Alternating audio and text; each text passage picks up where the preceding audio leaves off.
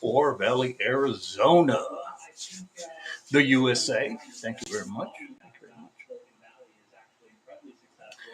All right. Well,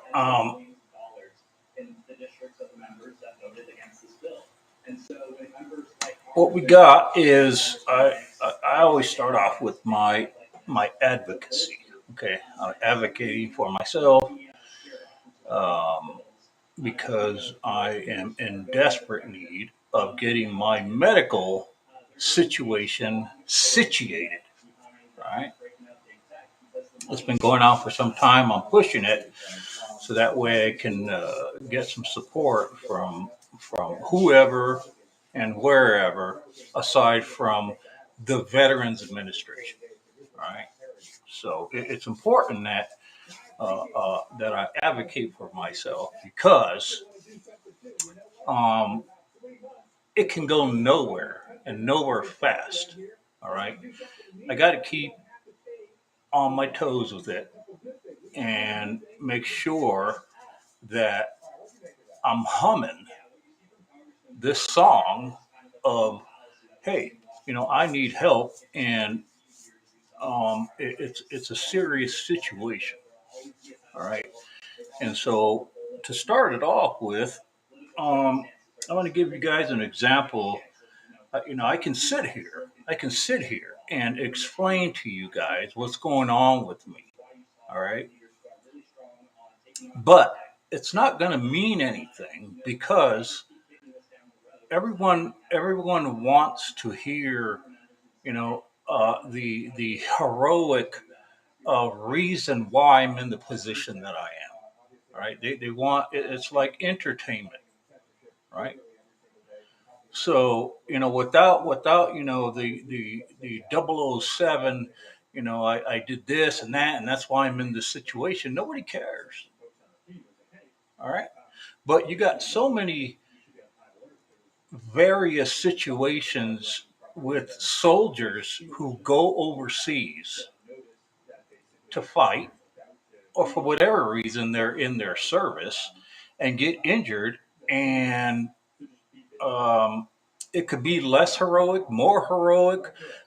It could be a very specific type of injury that doesn't get any attention at all, right? And so I'm in this purgatory. I've been fighting since I got back from my tour in 2009. I got here 2009, April 10th. All right. Um, my medical situation is a very how can I say uh, unique. I don't like using that word because it makes me seem like I'm special. I'm not special. The situation is special. All right. It's a situation that needs uh, definitely needs support from the people that are supposedly making have the power to make decisions to make my situation better, to address my issues, so that way I can start receiving the medical care that I need for what's going on. All right. So um, what I have here is I'm going to give you guys an example without sitting here explaining to you for an hour what's going on with me. It's so boring as hell. Right? Nobody wants to hear that crap. All right. So what's happening is let's go to um, something you might be familiar with, something you might not be familiar with. So recently in the football world, okay, in the professional football world, um, we had a quarterback from the Dolphins. Okay, if y'all know, you know. If you don't know, then you're getting the information. Look it up. All right, it resembles my situation very closely. All right, so the Dolphins quarterback Tua Tagovailoa. Right, I'm not going to sit here and try to pronounce that thing. he had injured him. He got injured while playing football as a quarterback, and he had a concussion and also a re-injured concussion. So basically, he was playing. He received a concussion on one day. Another day, he got injured again. Okay, and this is head trauma, and he got a lot of attention, and he's still getting a lot of attention. Okay, for it. This is entertaining. It's an entertaining situation, but it's a bad situation. So going hand, he's gonna obviously get a lot of attention for it. Unlike myself, okay, I can care less for the attention, but I've been fighting to get the slightest amount of attention for my critical situation. And then I have this example. All right. So the example is Tua Tagovailoa was injured playing football and had a concussion to his brain, re-injured the concussion, and had some problems with his problems neurologically. All right, if you've seen the video, look it up, and um, you can tell that he was having some neurological problems by the way his hands were curling up. Okay, and when that happens, he had a combination of what I already know to 10 years of dealing with paralysis, neurological issue, a central nervous system dysfunction, and and the way you get it. So he had when he had his first concussion. All right, first concussion. It was similar as mine. I had a concussion overseas, and the difference between the Dolphins quarterback and myself is that when I had my initial concussion, I passed out for a little bit. I blacked out a little bit for a few moments. I don't know how many moments it was, but I did. Okay, and since I'm a tough guy, it don't matter. I'm here for a specific duty, and that's what I'm going to do. He's doing his job, and so if there's no this is the important part. Okay, if there is no obvious if there's no obvious signs of paralysis immediately upon when you sustain an injury like that, whether it's me or a quarterback from the Dolphins, when there's no obvious, okay, that's the important part. So he just didn't like lose his arm, and they're like, "Oh my God, you lost your arm." Like he seemed to be okay, right? That's what happened to me. I blacked out a little bit. I got up. I was in a panic. Things happened. I had to take care of myself. So there was no obvious sign of a TBI, a traumatic brain injury. There was no obvious sign of a severe concussion. Okay, where something immediately happens so bad that it's just obvious. You're like, oh my God, your head is tilted to the side. You can't move it. Something really bad, right? Those stories are left for people who in the service specifically are already being taken care of. The extreme is what you see. Okay, most people, the extreme of a head injury like that, which is a traumatic brain injury, central nervous system problem, whatever it is, if you don't see it, then it can't be all that bad, right? It can't be all that bad. It's like, well, you should be okay. I mean, what's the problem, right? And so when it's something that is immediate, then it becomes a big story. Okay, which deservedly it should get the attention it needs. But what doesn't get the deserving attention is people like ourselves, the Miami Dolphins quarterback and myself. We have similar situations, and um, and so it's going to help me. It's going to help me because I've been dealing with it longer than he has. All right. Okay. Obviously, two different scenarios, but the situation's the same. The body's the same. Okay. So the quarterback gets concussion. I got a concussion. So I didn't have any protocols. I didn't have a doctor where I can just say, hey, I'm going to go to the doctor. There's no such thing when you're in a wartime situation. He was able to at least get some feedback from a medical doctor on the field. Okay. So the situation with the quarterback, Tua, is that he was released after his first concussion because, again, you don't see the extent of the injury in the brain. Okay, you don't see the arm hanging off his shoulder where he can't move it anymore. It's not obvious enough to be that severe. It's in the brain. Okay. Now, different people, have different their toughness, right?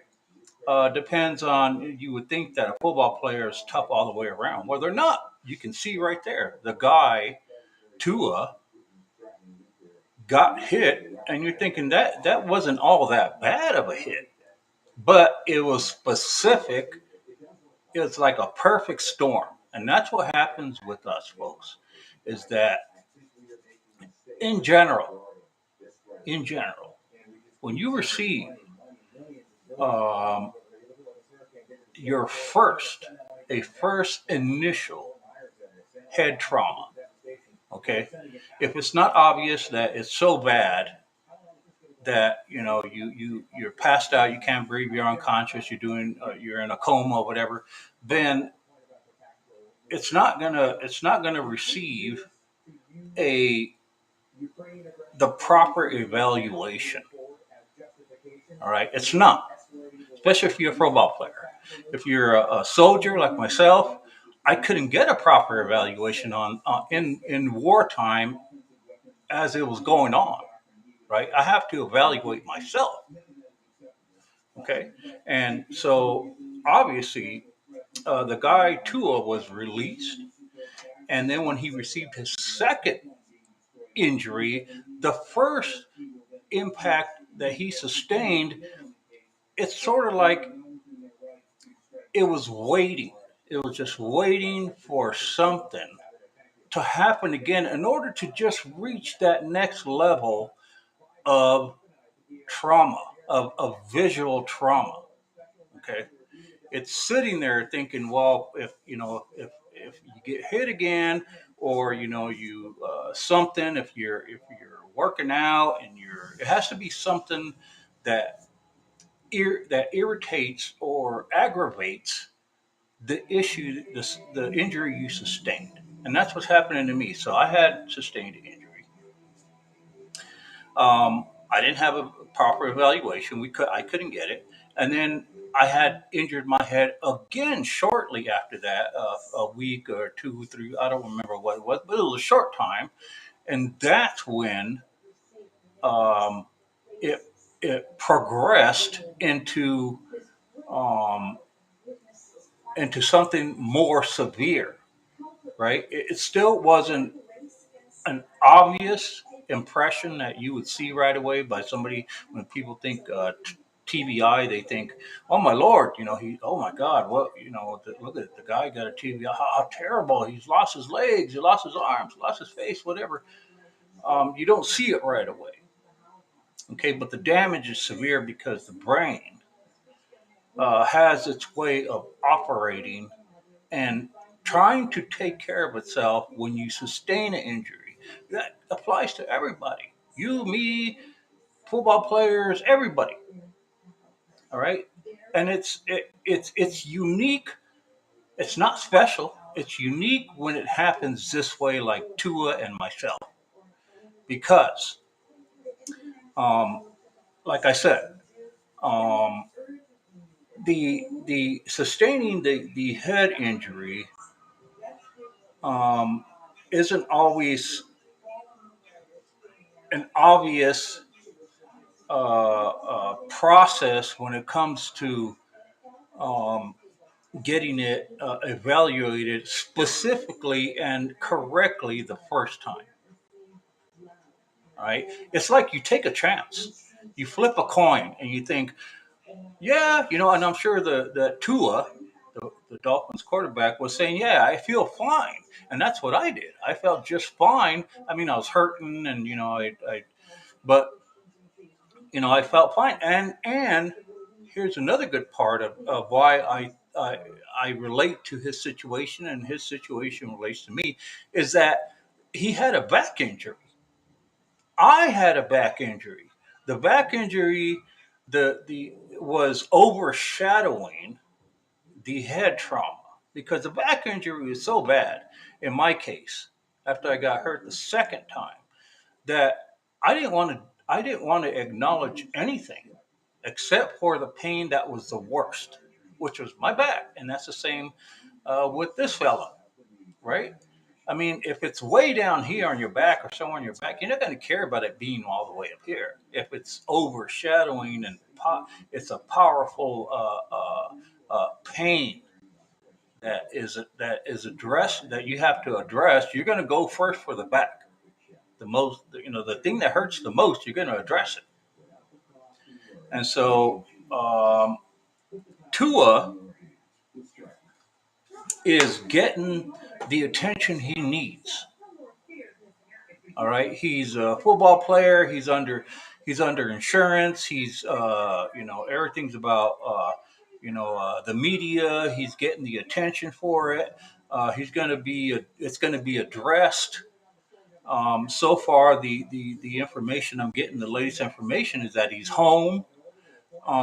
He seems to be functioning, like his body seems to be moving. Um, and so far, um, they're gonna.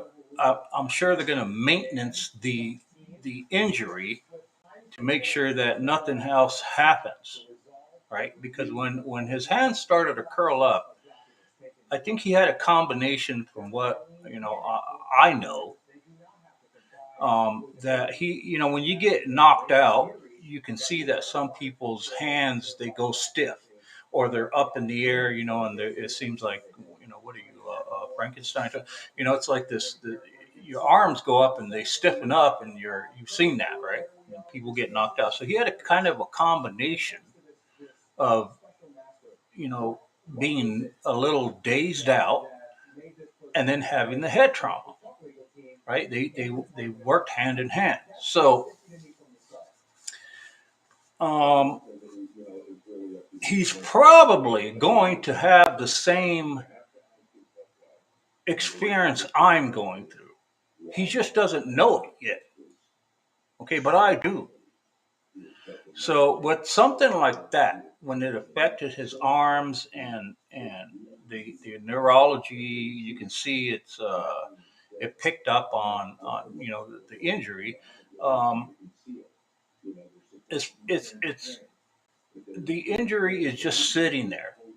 Okay, once you do trauma to the inside of your brain that deals with movement and specific movement, it affects everything. Okay, because your brain is on 24 hours a day. When you're sleeping, it's on. Okay, when you're in the hospital, it's on. When they knock you out and they do surgery, it's on. It's on all the time. It never shuts off. All right. So your brain needs specific operations in order for it to operate correctly. So your brain needs, cells to function. They need those functions, produce chemicals. Chemicals are picked up by other cells, and so you start having a problem when it's disrupted and you have a dysfunction. It's dysfunctional. There's nothing you can do about it. Right? Nothing. There's nothing you can do about it. When it's dysfunctional that way, There's absolutely nothing you can do about it. Okay, because you can't go in there and operate because it's going to make it worse.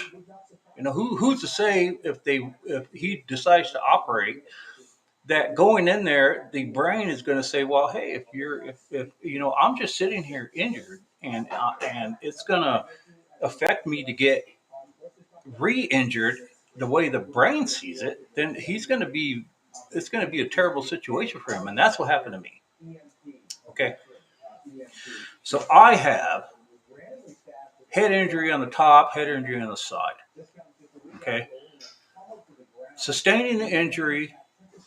Well, the first time it was waiting, right? It was waiting for it to be kicked up a notch because that was the next step for it to just to produce the dysfunction across my body, right? So it's just like, for instance, on a wire, and it just needs that extra little push just to, like, oh goodness, and then you can see the dysfunction, you can see the arms, you can see the whatever it's gonna affect as far as dysfunction, and I believe that's what's going to happen to him. Okay, and since he's going to be taken care of, right? He's going to be taken care of. It probably won't affect him in an obvious way until maybe sometime down the line, where maybe he gets surgery, maybe he gets something happens, and then if possibly if it's already dysfunctional, it's going to show the dysfunction after he gets surgery. So, for instance, me, if this part in my brain is dysfunctional, so if I get surgery on a certain part of my body at this time, that part of the body that's getting surgery, if the nerve picks up on it, it picks up on it as it being under trauma because it's already dysfunctional. It's not like you got hit and then it's like, oh good, it's just trying to heal. No, it's dysfunctional because it's not working properly. Something got injured so bad and so small that it's going to affect him in the long term, like it's affecting me. So I will lose function of that body part once it's being operated on surgery. I'll lose the function, right? So it wasn't as though, I went out and got in a car accident and hit it so bad that, I got this. No, it could be the most minor surgery, but if the central nervous system picks up on the brain will shut it off. That's how I'm living these days. Okay. And it's a severe situation. So I believe he's going to be in the same situation. Two concussions. Same with me, two concussions. He had a back injury that was overshadowing the concussions. Same with me. I had a back injury. It was overshadowing the concussions. So when I got back, I was trying to address the back, and the head. I didn't think I had any head trauma because the back was so bad. I mean, it was terrible. Some of you guys know how back injuries are. I mean, it's like having a toothache. It's terrible, right? So after the surgery to my back, I started to lose my legs because that was the direct connection to the dysfunction, right? The central nervous system, if they operated on it surgery, I got rid of the dysfunction, started to be more apparent, should I say. So it's a unique situation, but this is what happens to us. Okay, this is what happens to us. Now, this quarterback is going to get all the attention he needs. He's going to get medical attention. He's going to get medical management. He's going to get media, where he's going to get everything. Me, I haven't got any of that. And other veterans like you. And other veterans like me haven't got the same attention that is necessary. Not that I need it. I'm not. it's so critical that I can't believe somebody within the 8 to 10 years has not followed through with my situation. Now, if I was a famous soldier, and I got all the attention I need, I bet you I would already have what I need, right? But that's not going to happen. And so, 8 to 10 years, I've been battling this situation, just like this football player is going to be dealing with. I've been dealing with much longer than he has, right? So he's going to get the attention. He's going to get paid before I do. All right. He's going to get what he needs before I get what I need. Okay. Now you tell me where that's wrong. Okay. You tell me where that's wrong. I haven't even got an evaluation to forward it, so that way, if somebody else got in a situation like mine, they'd say, "Hey, we're in the process of helping the soldier, and you guys have a similar." I'm not even on the books. That's how bad it is. This is the Veterans Administration. Okay, the leadership, the people with the power, decision-making power. All right, are not performing their duties with me, with the Veterans Administration. Okay, the reason why the quarterback's going to get the all attention because it's right there, everybody sees it, right? The powers of be, they have these protocols on the field, and like I said, there's no protocols in the Army when you're on any service. When you're in battle and you get injured, there's no protocol. Hey, time out. Let's go to the sideline and get situated. No, no, no, no, no. So you would think that with the lesser of the protocols, the more attention I should be getting behind the scenes, right? This should be like, yeah, you guys really get unique injuries, and we have to address it. So let's follow through. I'm getting nothing. What I'm getting is what I have given them.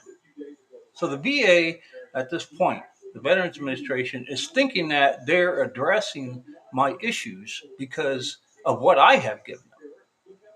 All right, I have mentioned to them that this is what's happening. This is what I got.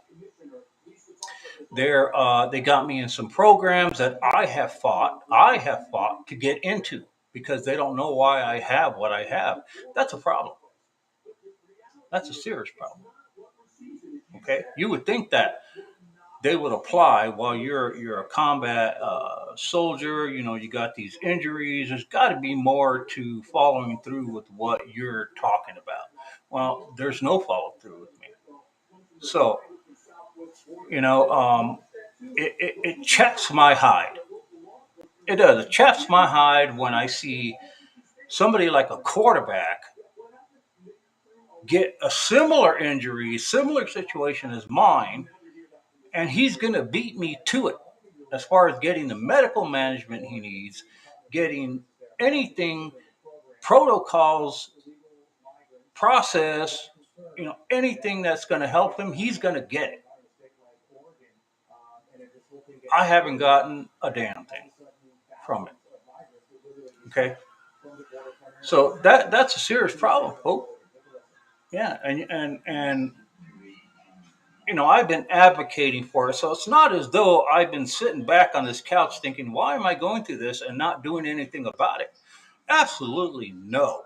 I have been advocating it since day one when I got back because I knew something was wrong. Right? I was getting into some programs, some veteran programs. I've been complaining about a bunch of things, addressing it, and I mean, really, really getting into trying to get people to understand what I'm going through. Right? You would think the VA would be the best place to do that because they're the ones addressing my issue. Well, it's not happening. And it hasn't happened. And I've been vocally um, trying to get a single person, just one person, to say, you know what, I'm the person with the power. This is what's going to happen. Okay, we're going to stay in contact. We're going to do this. We're going to take a couple of steps. We're going to do this and that. Nothing. I'm not even. That has not happened to me. Okay, but the football player is going to get it. He sure is. They're gonna over, how would I say, they're gonna overdo it with this person, right? That's what they're gonna do. I mean, if anything, they're gonna exploit it. They're gonna exploit his injury. So we don't get that kind of treatment, folks. And so, um, so that's the start of my situation here. Yeah, so I'm done pouring my heart out. Okay, I'm done pouring my heart out. I just recently or wrote to Kirsten Cinema. Yes, she's Arizona Senate. Okay, and I just wrote her and explained to her again, not once, twice. I think I've done it 4 times at least, uh, and actually told her that on this internet thing, because you just can't pick up the phone and say, "Hey, Senator, I have a problem."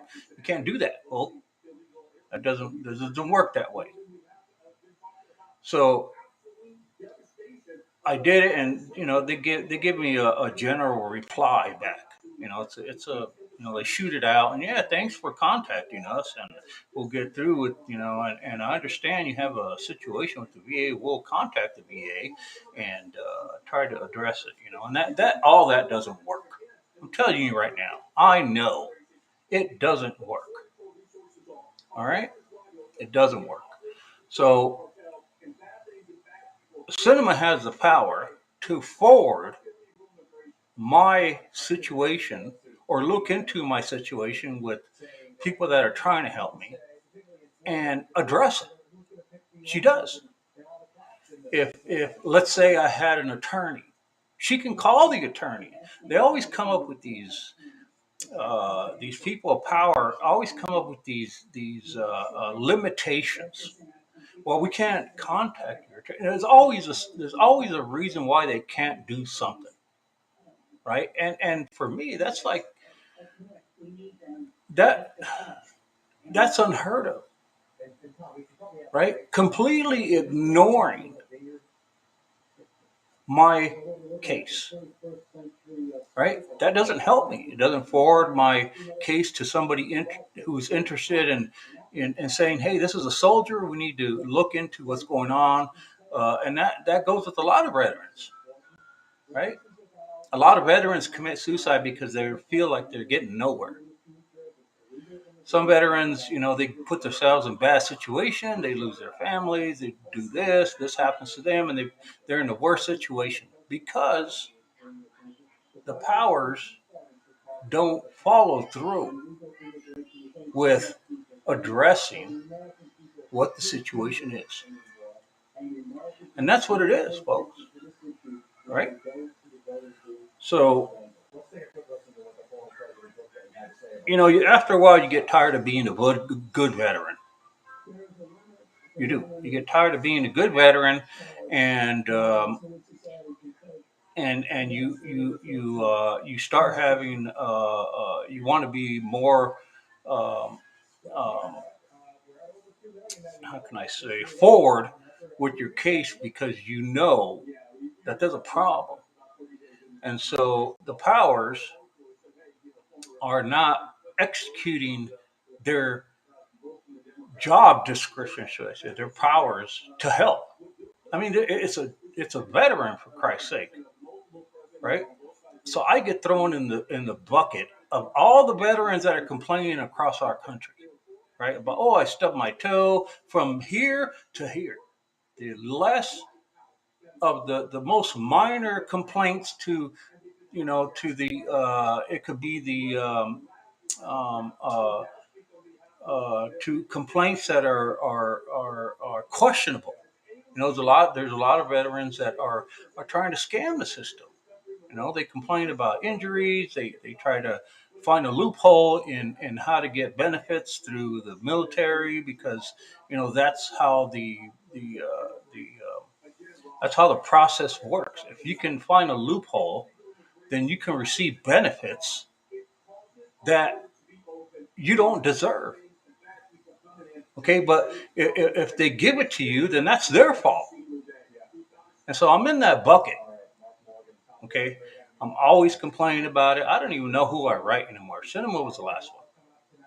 Right? She just texted me or emailed me and said, "Yeah, thanks for contacting me," and nothing, not absolutely nothing. Like I said, I'm tired of. I'm not pouring my heart out anymore. I'm just saying, can you help me? You need to help me. I have a situation. It's going to require some direct, specific attention. I need somebody to call me. I need, and then I can, because it's been quite the journey for me. Whereas this quarterback, he ain't got much time with the sustained injury, so he don't have to do much, right? But me, um, it's been a long road. Been a long road, and so that's my initial advocate for yourself veteran, right? Um, thank the Lord that I have charisma, that I have character, that I have, I'm always working on my energy because I could sit here and look depressed, right? I can sit here and look depressed in front of you guys, and you guys are, oh my God, that's veteran. He looks so bad. I don't do that. I'm more of a realist where I have learned that dealing with the injuries that I have sustained, that our bodies are amazing. I have to manipulate. I have to manipulate this dysfunction I have with my central nervous system because I have to try to move around every day. How am I going to get around? Okay.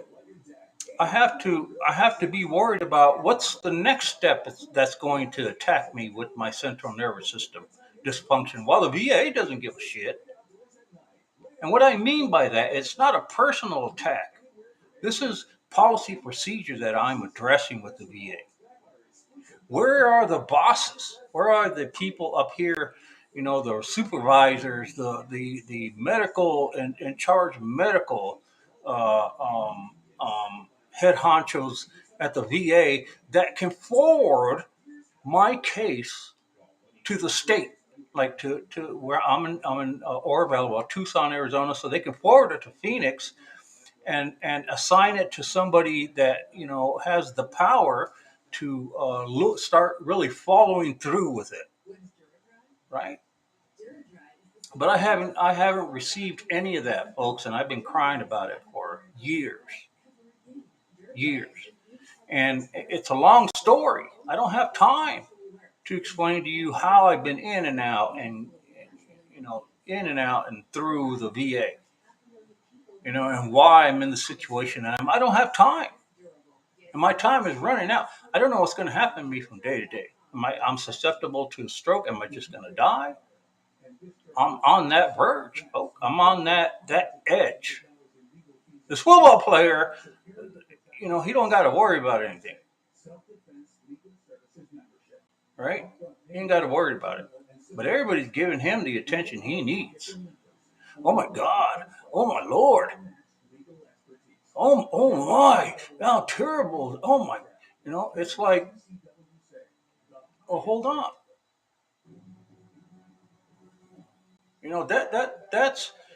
That shows you right there, folks.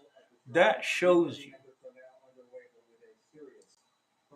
the position we are in our country. Trust me.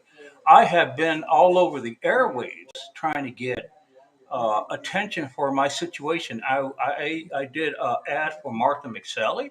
I was on. I addressed the situation with her. I've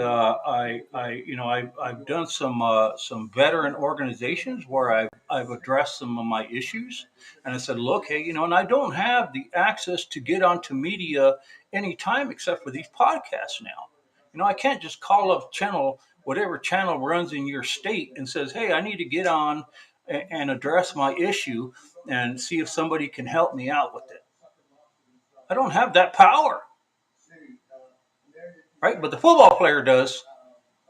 He can address that he needs to, talk to the people, to his benefactors, to give the latest update on his injury. I can't do that. Okay, and it's been 8 to 10 years that I've been trying to get the attention. I've reached, you know, supervisors at the VA who are supposedly have the power to forward my case to somebody in the state or Congress, something, nothing, nothing, folks, nothing, not a damn thing. So how hard do I have to work? How hard do I have to work to get my issue resolved? Hmm? I got no medical management right now through the VA. They could think they're giving me medical management by what? Addressing my back injury. They're not giving me pain medication through the VA. All they're doing is giving me MRIs. I have access to the VA. They're acting as though the access that I have to the VA is good enough. It's not. It's not part of the SOP of the process to get my case forwarded to the proper the proper management, the power, the people who have the power of the evaluations to contact me. No one's contacting me. So that's my relation to the quarterback. We have a similar situation, but this quarterback's going to be taken care of before I get myself taken care of. Right? Yeah, he sure is. He's going to get everything he needs in order to take care of himself, his family, whatever it is. Me, not me. I have not. I'm struggling. I'm struggling to make sure that I don't get kicked out of the system. I'm struggling to make sure that, I'm not forgotten. I am forgotten. I'm struggling to make sure that I keep on top of letting people know that I have this issue. And man, it's unbelievable. If you were to sit down for a couple of hours and hear me talk about all the situations I've been in to try to get my issue resolved, to try to get my issue on the books with the TBI, it's unbelievable, right? I've sent information to newscasts. I sent it to Newsmax. I'm a Newsmax person.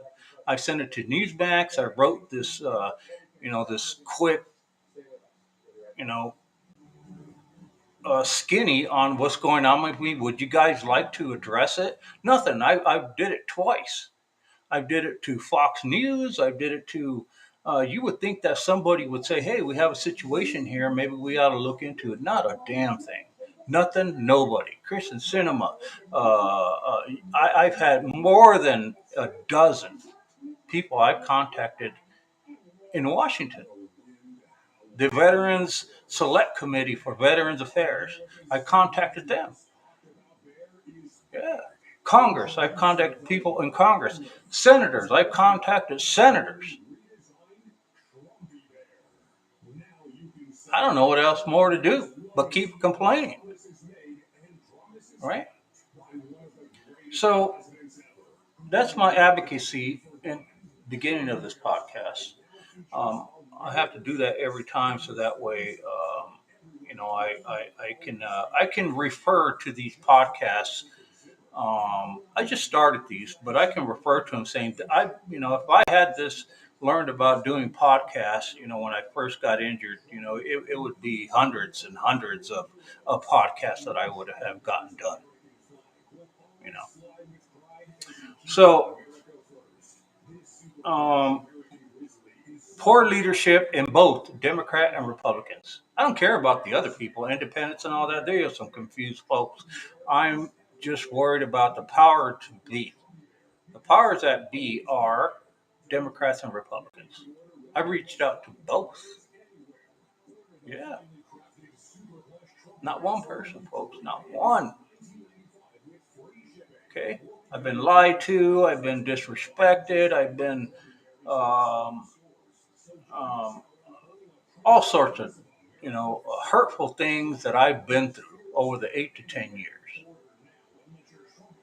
with doctors at the VA, doctors outside the VA.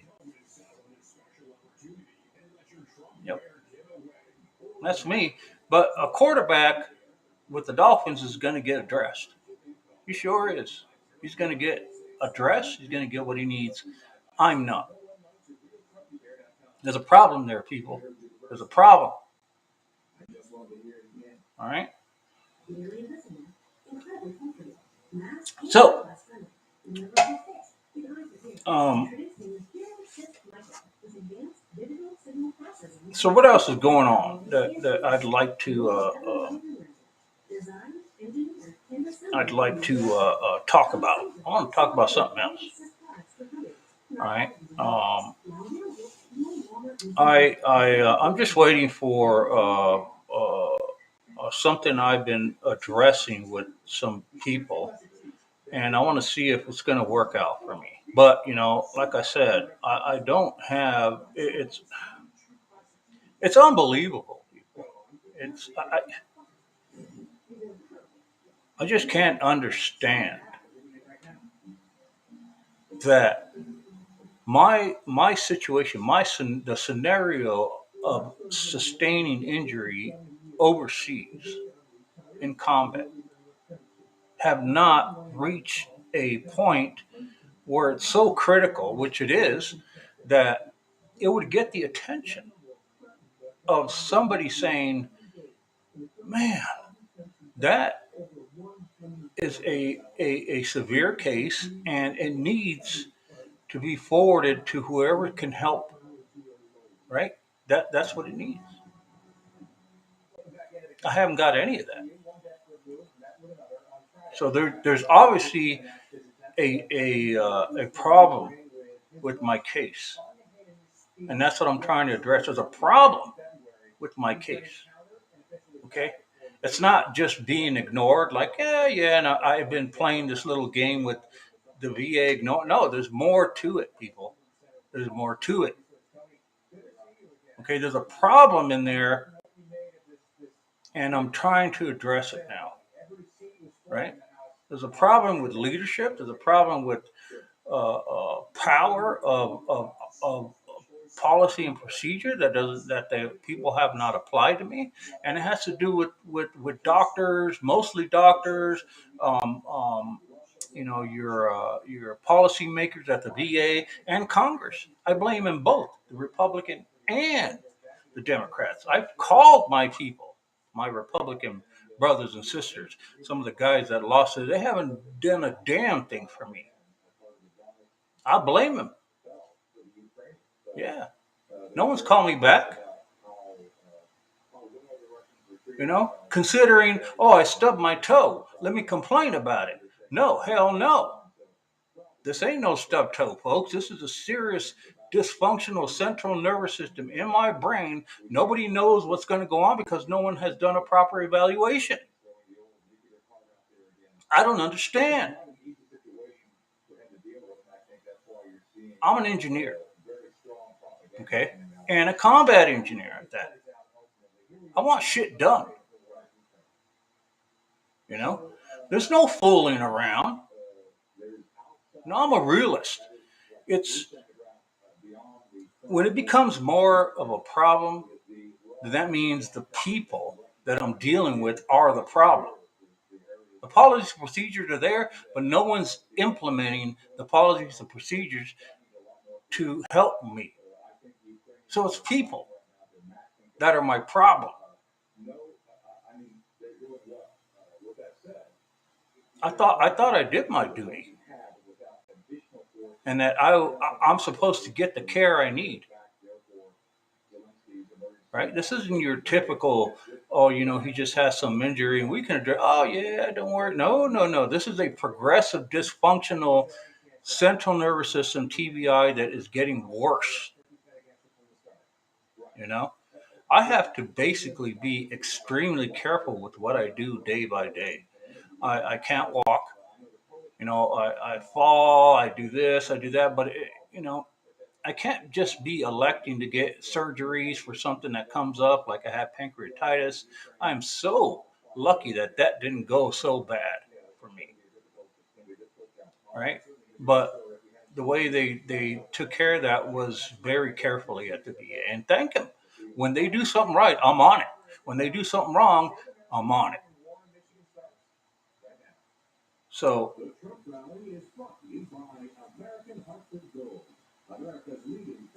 yeah, so it's been some time, and I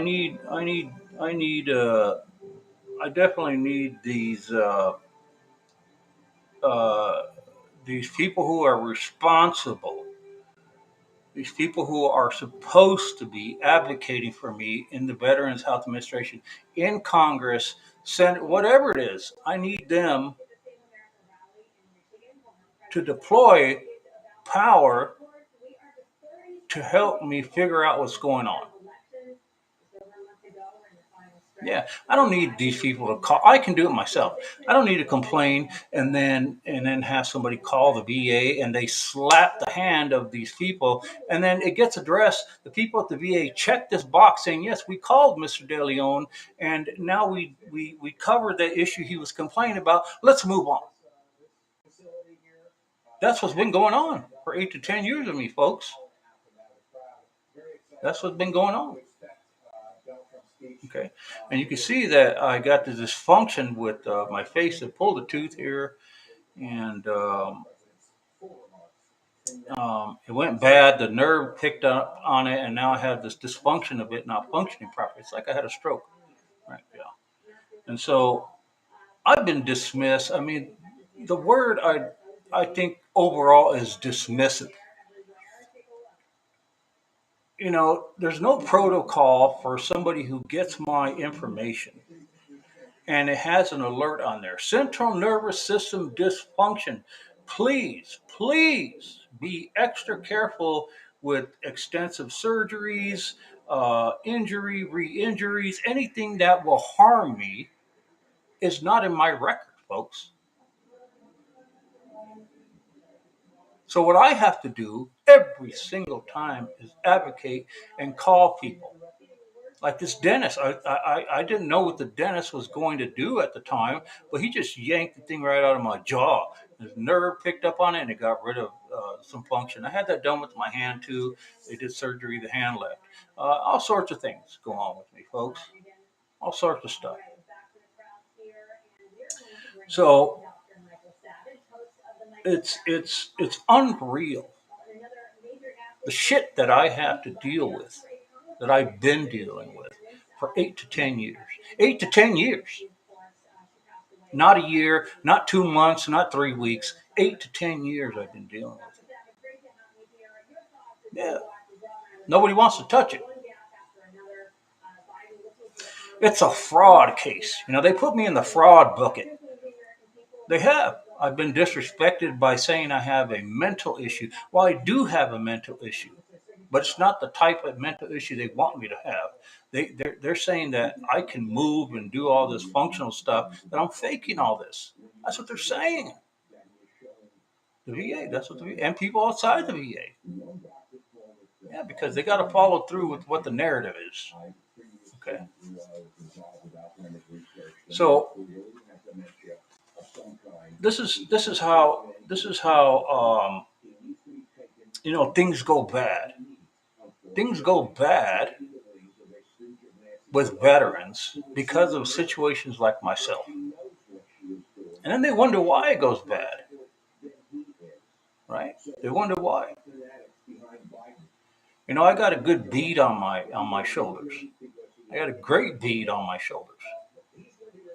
You know, I I I know what the consequences are for trying to go over and above to try to get attention for my situation, which I would love to do. I would love to do a lot of things and get the attention I need, but there's consequences to that, you know. So I'm limited on what I can do to get to advocate for myself. That's why I need other people to say, look, this is more than just pointing it out. Something has to be done. Something we have, people. What's going on?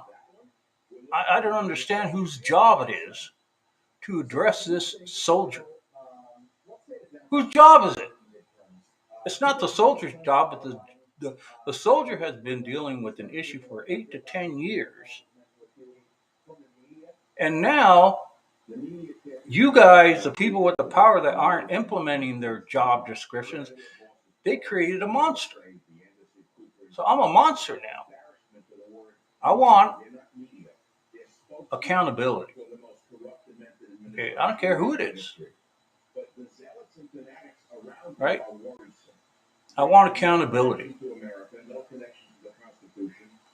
And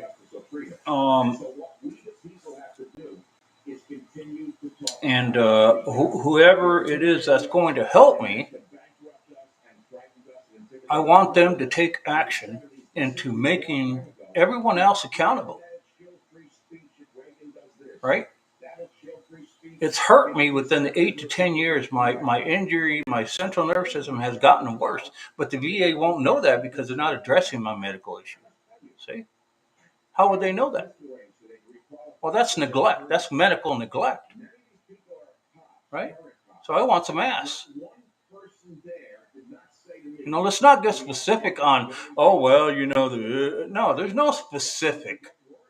There's only me and what needs to be addressed. That's it.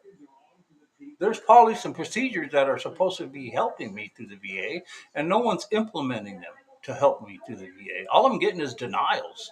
Denials of this, oh, he's crazy, or this is going on, oh, no, we're getting support that he's wacko, he's, all these things. So that's what I have to say about my advocacy. And God bless all you other soldiers out there. God bless you guys. But I'm fighting for the rest of you guys too. Okay, this is a bunch of bullshit that is being controlled by a handful of people. A handful of people that aren't getting the information maybe, but it's their job to get the information. I swear to you guys, these people that work for like senators, the people underneath the senators, the people underneath Congress, all these administrative people, they are so damn unbelievable lazy. They're lazy as hell. Okay, if it doesn't apply to their job description that they understand, the politics procedure, they're not going to do a damn thing about it. Oh, I don't have to do that. It's always negative. Why? I'm above the negativity, folks. I'm the damn soldier who has a sustainability of being that got injured with a severe case of central nervous system dysfunction, and you're going to complain that I'm not in the realm of, it's proper per policy and procedure. What the hell do you know about policy and procedure? Well, I have to implement it. Well, you obviously are not good at it. You suck. Hey, people, I can run, I know I'm good. Okay, I have everything it takes to help advocate for somebody who needs assistance. I have everything it takes. I'm understanding, I'm compassionate. I'm also very shrewd. I'm also very, policy and procedured out. I know a lot of, I know when and how and where and why. But it just seems like all the people I contacted, everyone, it doesn't connect here. Hey, I have the central nervous system dysfunction. I really, really need some help. I don't know how else else compassionately to express myself, but I'm done pouring my heart out to try to get the attention from the people who are supposed to address me. You address me properly, damn it. Sergeant De Leon, what happened?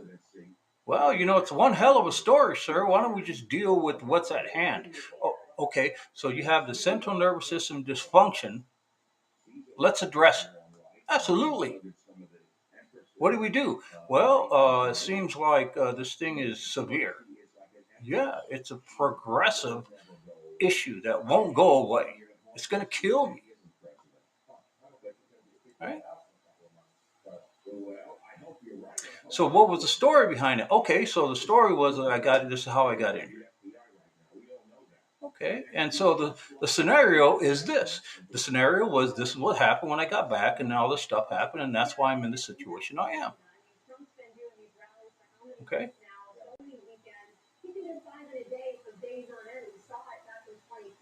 So I'd like to be taken out of the fraud bucket to the VA. Okay. Yes, I'm an asshole. Yes, I'm very eager. And yes, I'm very destructive when it comes to it. And I'm very poignant when it comes to my body and my mind. And what I know, I'm being deflected. I'm not getting the assistance I need, folks. Well, it's not even getting the assistance I need. I'm not getting any assistance at all for my TBI, much less the back injury, which they have recorded, and it's getting some care. But I'm not being addressed correctly through policy procedure through the VA. I'm being medically neglected through the VA. That's right. So I can't wait, folks. I mean, I absolutely can't wait to get in a position where the power is being addressed, is being deployed for me, with me, to address my issue. I can't wait. Okay, that's what I want. I need a change of medical from a back injury that's causing all my problems to the TBI, which is actually causing all my problems. But they won't do it, folks. I got denied that. I've been through hell with this whole scenario, folks. I've been through hell with it. Yeah, created a whole nother problem in me. I thought, I don't even know. Yeah. So God bless everybody who's dealing with situations like myself. I'm going to fight and address my issue until I'm satisfied with who, what, when, where, and why is in power that has supposed to be addressing me, that has not. I want to know. All right. If you're a Republican and you're supposed to be helping me, I want your butt. If you're a Democrat and you're supposed to be helping me, I definitely want your butt. I'm a Republican, so I lean that way. Right?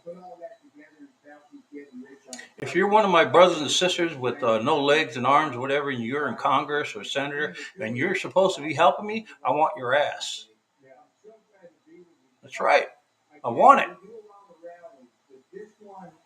Okay, I'm gonna, like they said, in the military. I'm gonna smoke everybody. That's right. That's what I'm gonna do. So, there's a lot of issues going on, folks, and it's hard for me to address issues that are common across our country because of my medical situation. Okay, it's been very tough on my family. Right, it's been stagnant. It has been complacent because everyone's so used to me being in this situation that it just seems like it's a common thing now every day. Nothing's being addressed with me, so I have to cry about it. Right? Well, I'm bitching about it because I am going to get the accountability I need. I'm going to get it. Right? It all depends on who's going to help me get it. You see, that's what matters. I would really like it to be a Republican, but if it's a Democrat, I'm gonna go with it. Right? It's important. A lot of things addressed. I get. I do a lot of my own medical research. With medications and any medical management that I need. And I'm not getting it through VA or outside the VA, so I have to do it myself. So I had to fight to get on opioids. I want to address the opioid situation. So I'm familiar with it. So across our country, we're having a big problem, right, with opioid. Yeah, we got this fentanyl issue, right? Fentanyl. Yeah, and I don't think that the people that. Well, let me reiterate this. There's only a, there's a few organizations that know exactly what's going on with fentanyl in our country. Yeah, I mean, if you guys can look this stuff up, it's nothing hidden from you. There's a lot of documentaries on where fentanyl, how it came about, where it's from, how it's being made here in our neck of the woods. Mexico, Canada, United States. It's all over the place. But yet, all the news outlets are complaining that no one's doing anything about it. But folks, I've worked on the border with Homeland Security under the National Guard. I worked on the border. I've lived in Tucson all my life. I've seen it. I've seen the changes from Border Patrol, from federal to Homeland Security. I've seen it all. I've seen people working on the border. I've seen different organizations come and go for border issues. I've seen people here in the country illegally. Um, I mean, I'm an expert. You know, I'm an expert at it. And this fentanyl issue, there's a big part of it that's not being addressed, and it's not being addressed deliberately. Okay. Now I don't know if that's a good thing or a bad thing right now, but if another person dies in our country from fentanyl, and it's still coming in at the degree it's coming, that's a huge problem. Yeah, it's a huge problem because people are amazing. Okay, we're amazing people. We do things. We can stop a lot of stuff coming into our country. We can.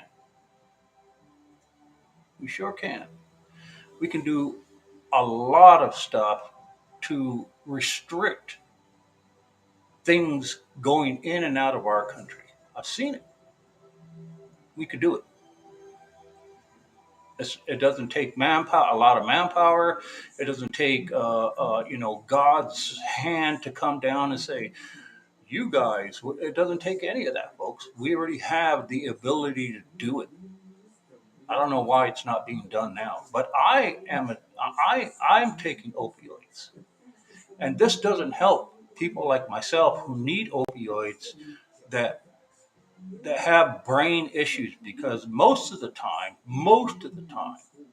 people who have brain like TBI, central nervous system dysfunctions, the chemicals that are being produced to help with movement, cognitive issues, memories, all sorts of stuff are dysfunctional when you have a brain issue because it's all connected, folks. So I need the opioids in order to function every day with some spirit.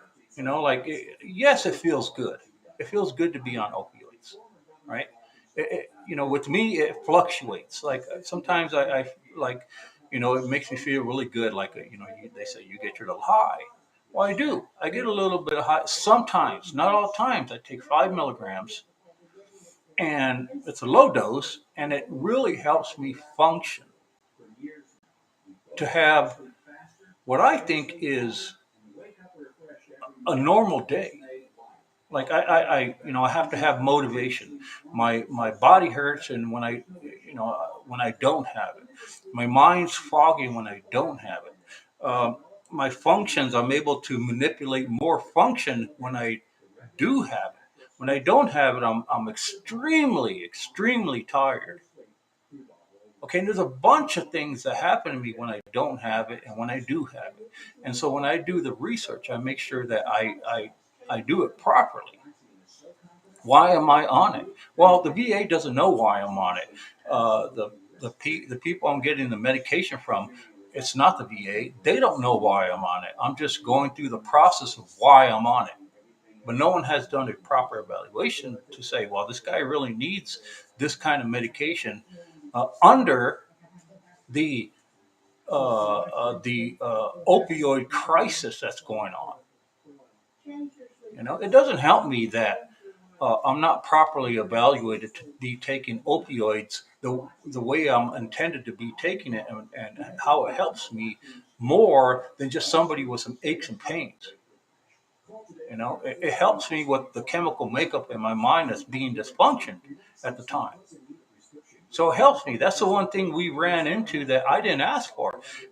After I started taking it, I thought, man, this is really helping me. Thank you guys. I think it's really making a difference in my manipulation of body function, and it and my all sorts of stuff. I can't even get into all the stuff it helps me with. But if you look at and you do the research of your chemical makeup, of why your chemical need opioid, the serotonin and the dopamine and all that. Those chemicals do wonders to your body. They don't. They just don't act to help with pain. No, they help other cells pick up on it to help with movement, to help with breathing, to help up with all sorts of stuff. Your body needs that chemical, and if you have a dysfunction and it's dysfunctional. It's not cutting it off completely. It's just not properly operating. You're going to have some problems. You're going to have mental problems. You're going to have physical problems, right? And it gets a bad rep because fentanyl right now is killing a lot of Americans. It's getting a bad rap and it's killing a lot of Americans. And that doesn't make it easy for the rest of us that really need it. Right? That's why we need proper leadership. We need the proper people in the right places. We don't need the right people in the wrong places. We need the right people in the right places. You can do that, people. If you're not in the service, it's very common in the military to have leadership, people who have leadership skills in the wrong position. It is. You need the people with the right leadership to be in the right position. I've learned that just being in the service. All right. It's a big deal because it solves a whole lot of problems. And I mean a whole lot of problems. Okay. But the fentanyl crisis in our country is really bad. It needs to, how can I say, the powers that be, whether it's Democrat or Republican, it shouldn't have to change with the process shouldn't have to change with the demographics of our in political nature, right? Like if you're a Republican or Democrat, there should be no change in operation when that happens. There's certain things that should not be affected in a drastic way. One of them are things coming in and out of our country, like illegal immigration. It's a bad thing, people. A lot of you guys don't think it's a bad thing. Because some of you guys, your families were mainly from, Mexico or South America, and you support it because that's where you come from, right? Well, you got to think beyond that these days. You have to. People come to our country, the United States of America, not for work. They don't come here for work. I've been here all my life, folks. I've been in a border town all my life. I know what's going on. They do not come here to work.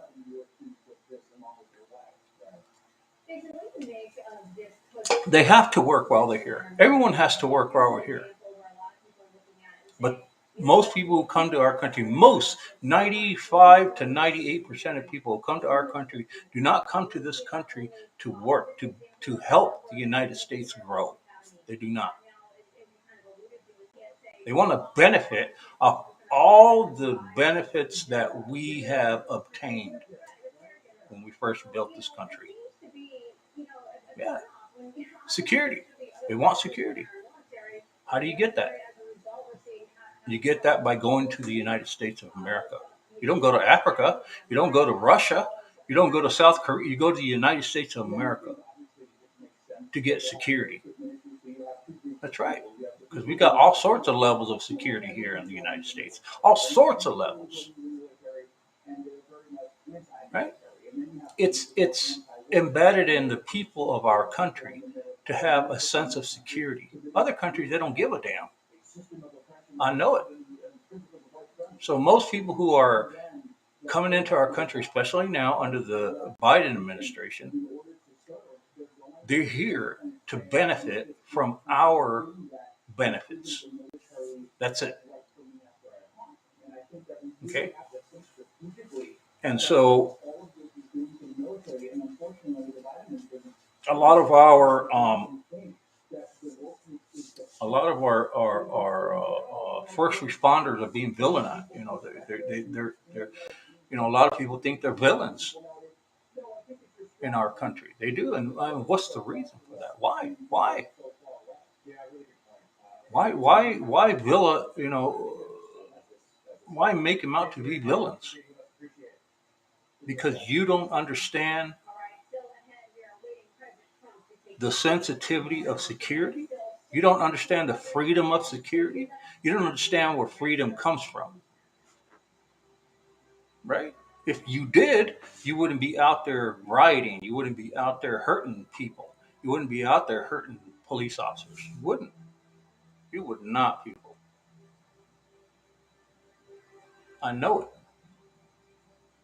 right? It's simple, folks. You got to get back to the simple ways of operating in our country. Simple, the simplicity of it.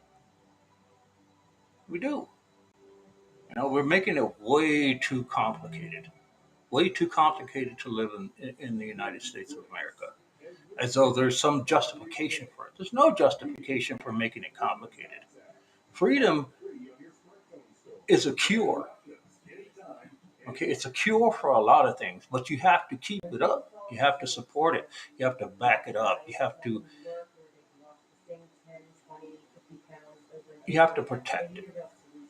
Right? You have to actually initialize some action to keep freedom. Right? We take advantage of the damn thing. Yeah, and that's what's happening to me. Okay. So that's the narcotic situation with fentanyl. Yeah, there's a lot of solutions, people. There's a lot of solutions to taking care of that issue. There's a lot of solutions. Okay. I think that in politically in nature, it's good for them when there's issues like this because it seems like they're doing a lot of work, right? If you look at if you look at our politicians and you look at their job description, right? You can see that a lot of the things that they need help with to address issues are already there.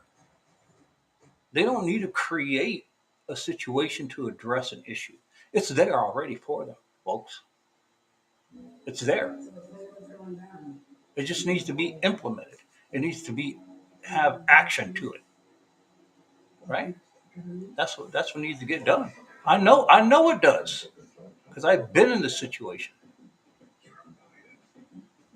Oh, you know, we're having a problem with this, and oh, it's taking, you know, we don't know what to do. That is false information, folks. Do not let your own politicians fool you or school you. All right, whether it's somebody you like or somebody you don't like, don't let them fool you. Okay, We have what it takes to take care of a lot of things. We're some of the smartest people on the planet. The United States has some of the smartest people on the planet. Okay, you know why? Because of freedom. They're free to think and implement their ideas.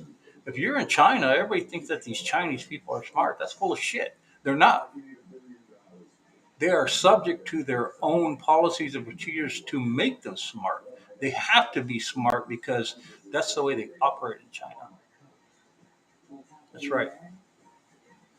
You have to have a certain a way of being smart in China in order to abide by their their how can I say their government, their communist state. So it's not like they created these kids or people growing up with education in a freedom way, under freedom, the way that we have it. They didn't. Everything's a process with them. With us, we have the smartest people because we're able to express with what we're given, like freedom. We're able to do it in our own time. We're able to do it expressly in ways that no other country in the universe could do. So we have some of the smartest people in our country, folks, that can deal and should be dealing with stuff like fentanyl coming to our country because the solution's already there. It is. It's already there, folks. Okay, we don't have to create a solution for fentanyl in our coming into our country. We have it. We just no one's doing anything about it to go to that level. Yeah, we're just not doing it. It's the same with the what do you call it? The CRT. The kids being manipulated to think that they have to be taught a certain way. We have solutions for that, folks.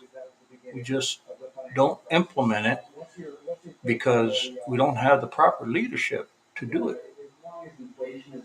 Yeah, it just happens, and we're like, wait, how do we take care of this? We act like we need to create a solution for what's going on. We already have the solution, people. I'm trying to tell you, man. We have so many solutions, we don't know what to do with them. That's right. We got solutions for solutions. So don't let them fool you. Don't let people fool you. Oh no, we're trying to work it out. That's all you hear. That's all you hear today. Oh, we're trying to work it out. We're trying to figure out how we're gonna, no, it's a bunch of BS.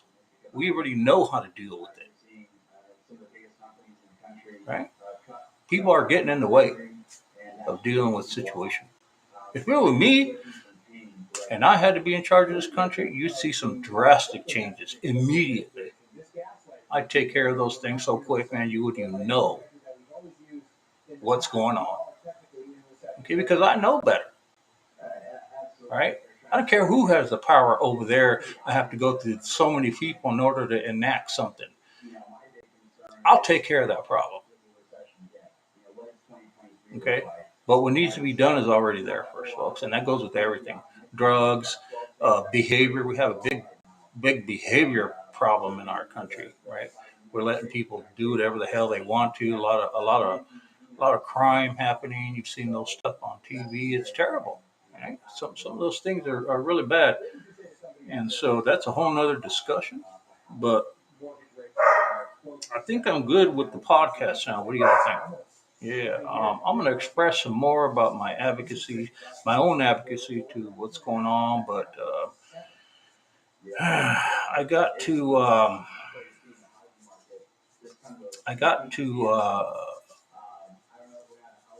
get somebody to acknowledge the problems so that way they could just figure out which solution that we already have applies to me. Okay, and that's what it is. So thank you all for listening, and I'll get back with y'all soon. And we'll do this again. We'll make it interesting, right? I got to get a little bit more entertaining. I just dragged on here with a bunch of stuff, but it is Saturday, and I'm getting used to this podcast thing. So we'll address the entertainment factor of it. All right. So God bless you all. Talk to you again.